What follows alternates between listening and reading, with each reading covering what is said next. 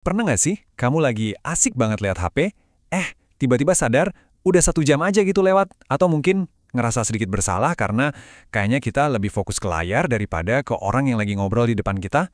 Kalau iya, tenang, kamu nggak sendirian. Kali ini kita bakal coba bedah bareng-bareng apa sih yang sebenarnya terjadi di balik layar itu yang seolah-olah mencuri perhatian kita. Tujuannya bukan buat ngejudge, tapi biar kita paham, dan yang paling penting, biar kita bisa ambil lagi kendali itu. Kutipan ini, wah ini ngubah segalanya kan? Masalahnya jadi bukan lagi soal, wah tekad gue lemah nih. Perasaan susah banget lepas dari HP itu ternyata bukan kebetulan teman-teman. Itu adalah hasil dari sebuah desain yang super canggih. Kita ini lagi berhadapan sama sebuah sistem yang memang sengaja dirancang untuk mengunci perhatian kita. Jadi yuk kita berhenti nyalain diri sendiri dan coba mulai pahami siapa lawan kita sebenarnya. Oke, mari kita selami medan perang ini. Sebuah perang yang terjadinya bukan di lapangan, tapi di dalam pikiran kita sendiri setiap kali kita mengisi momen hening dengan scrolling tanpa henti. Dan korban pertama dari perang ini, koneksi kita sama orang lain.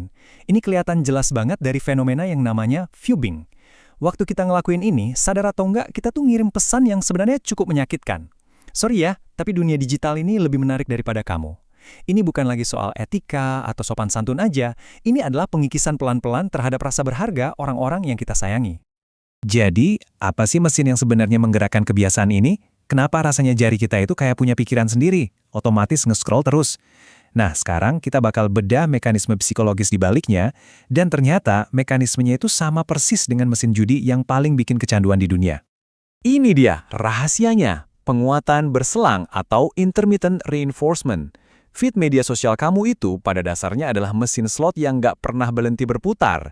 Kamu terus nge-scroll bukan karena kontennya selalu bagus, kadang kan bosenin juga, tapi karena kamu nggak pernah tahu apa yang bakal muncul selanjutnya. Bisa jadi postingan biasa aja, tapi bisa jadi video kucing yang lucu banget. Nah, ketidakpastian inilah yang bikin otak kita kecantol. Bahan bakarnya? Dopamin. Nah, ini nih yang paling sering salah kaprah. Banyak yang bilang dopamin itu hormon kebahagiaan. Padahal, bukan. Dopamin itu lebih tepatnya hormon pengejaran. Hormon ini keluar pas kita mengharapkan hadiah, bukan pas kita dapat hadiahnya. Makanya, scrolling itu rasanya kayak ngejar sesuatu yang nggak ada ujungnya. Dia memicu rasa pengen lagi, bukan rasa puas. Hasilnya, kita jadi capek mental, tapi anehnya tetap pengen nyari terus. Efeknya ini nyata banget dan beneran terjadi secara biologis di otak kita. Namanya itu neuroplastisitas, kemampuan otak untuk ngebentuk ulang dirinya sendiri sesuai kebiasaan kita. Jadi setiap kali kita lebih milih scroll cepat daripada katakanlah baca buku atau ngobrol mendalam, kita itu sebenarnya lagi ngelatih otak kita buat pengennya yang instan-instan aja.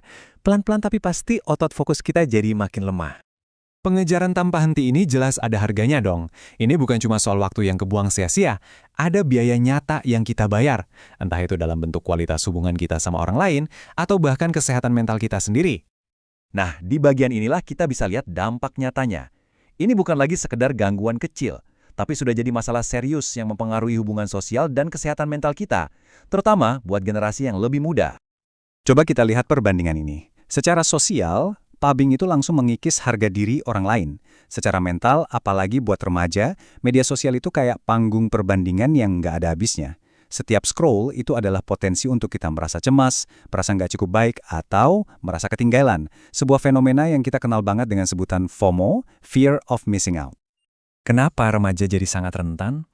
Bayangin gini deh, otak mereka itu lagi dalam fase di mana sistem pencari imbalannya lagi ngebut-ngebutnya.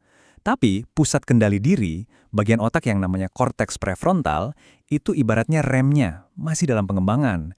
Jadinya kayak mobil sport dengan rem yang belum pakem.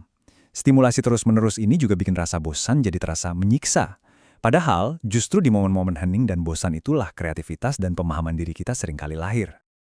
Oke, kita udah paham masalahnya. Sekarang bagian yang paling penting, solusinya gimana? Kabar baiknya adalah kita bisa melawan balik. Ini bukan pertempuran yang mustahil kok. Yuk, kita bangun semacam toolkit atau perangkat perang kita untuk merebut kembali kebebasan mental kita. Dan ini dia perangkat kita, sebuah kombinasi antara trik-trik psikologi yang praktis dan juga pola pikir filosofis dari stoicisme. Jadi, kita akan serang masalah ini dari dua sisi. Kita ubah lingkungan eksternal kita, dan pada saat yang sama, kita perkuat benteng internal di dalam pikiran kita. Dari sisi psikologi, kita akan coba manipulasi lingkungan dan ngurangin daya tarik visual HP. Dari sisi stoicisme, kita akan melatih pikiran kita untuk merespons dengan lebih bijak. Oke, kita mulai dari taktik psikologi yang bisa langsung kamu coba. Pertama, ciptakan jarak fisik. Kenapa ini efektif? Karena ini memutus siklus otomatis otak. Kalau HP-nya nggak ada di jangkauan tangan, kita jadi harus bikin keputusan sadar buat ngambil. Kedua, matiin notifikasi yang nggak penting-penting amat. Ambil lagi kendali, biar kita yang nentuin kapan mau diganggu, bukan aplikasi. Ketiga, dan ini penting banget, lakukan audit emosional. Setelah kamu selesai scrolling, coba berhenti sebentar terus tanya ke diri sendiri, gimana perasaan gue sekarang? Kamu mungkin bakal kaget sama jawabannya.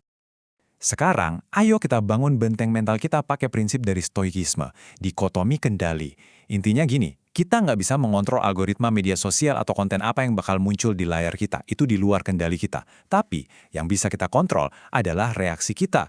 Dorongan untuk ngambil HP, keputusan buat buka aplikasi, pilihan untuk terus nge-scroll. Disitulah kekuatan kita yang sesungguhnya berada.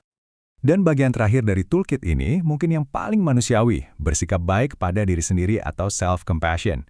Kamu pasti akan gagal. Akan ada hari di mana kamu kebablasan scrolling berjam-jam. Dan itu wajar. Kuncinya bukan untuk jadi sempurna, tapi untuk tidak menghakimi diri sendiri pas kita gagal.